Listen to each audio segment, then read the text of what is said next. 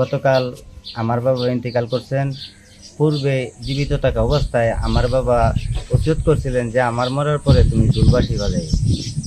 এই বিদায় আমি দুলবাঁশি বাজাইছি এবং এরপরে এই আলেমুল আমার এবং দেশের যে মান্যগণ্য লোকজন আছে তারা আমাকে নিষেধ করছে। নিষেধ করার পরে দলিল চাইছে, কিন্তু আমি দলিল বাবার ওসিয়ত রক্ষা করতে গিয়ে আমি এটা করেছি এবং তাদের কাছ থেকে ক্ষমা চেয়েছি এবং পরামর্শ করে এবং সুন্দরভাবে পরে দাফন কাফন করেছি।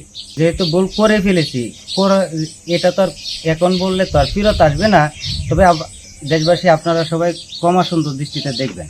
মোহাম্মদ সেলিম মিয়া, যে কাহের থেকে কাজল ইসলামের বাবা মারা গেছে কাল,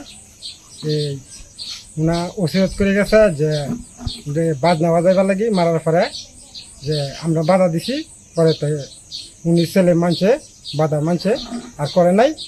বয়স্ক মুরব্বী শামসুদ্দিন উনি মৃত্যুবরণ করেন এবং তার ছেলে খায়রুল ইসলাম সে বাদ্যযন্ত্র নিয়ে ঢোল নিয়ে বাবার ওসিয়ত বলে সে বাদ্যযন্ত্র বাজাইতেছিল। এ নিয়ে এলাকার হকপন্থী উলামায়ে কেরাম এবং এলাকার সর্বস্তরের জনতা খুব প্রকাশ করেন।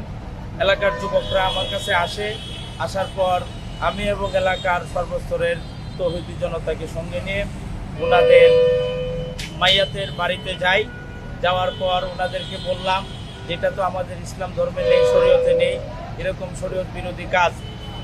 তোমার বাবা মারা গেছে, এই মৃত্যু সজ্জায় তুমি সুখ আহত এই পরিস্থিতিতে ঢোল তবলা বাজাইতেছ।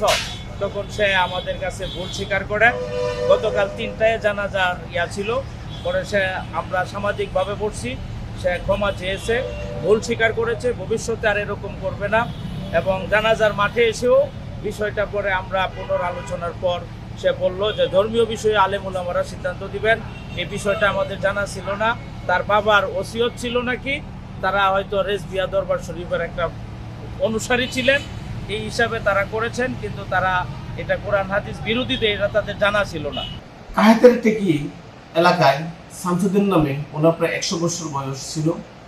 তো উনি নেত্রকোনার রিজবি আকবর আলীর উনি মুরিদানা ছিল। রিজবি আকবর আলীর নেত্রকোনা বাড়ি। তো উনি মৃত্যুর পূর্বে ওনার যে বড় ছেলে তার বাবাকে উচিত করে গেছে, তো ওনার বড় ছেলে আর বিভিন্ন আলেমদের সাথে এবং মসজিদ ইমামদের সাথে আবার এটা ভুল স্বীকার করেছে যে আসলে এটা আমাদের অন্যায় হয়েছে। উনি অন্যায় স্বীকার করেছে। উনি তার বড় ছেলে, শামসুদ্দিনের বড় ছেলে। তো বর্তমানে এই উক্ত বিষয় নিয়ে এলাকায় কোনো প্রকার কোনো ধরনের কোনো মতভেদের সৃষ্টি নেই এবং আইন স্বাভাবিক, এখন আইন শৃঙ্খলা স্বাভাবিক পরিস্থিতি আছে ইনশাআল্লাহ। একটা বিষয়কে নিয়ে জানাজার আগে এবং দাফনের সময় এবং জানাজার পরও আমরা যাতে এই কথাটা নিয়ে কেউ আর বাড়াবাড়ি না করি, সকলের প্রতি আমি করজোড়ে অনুরোধ করছি। বিশেষ করে ফেসবুক মিডিয়াতে যে প্রচার হয়েছে বাদ্যযন্ত্র, এটা ওনারা ভুল স্বীকার করেছেন। আমি নেটের মাধ্যমে যারা বিভ্রান্ত হয়েছেন তাদেরকে অনুরোধ করব, আপনারা বিভ্রান্ত হবেন না।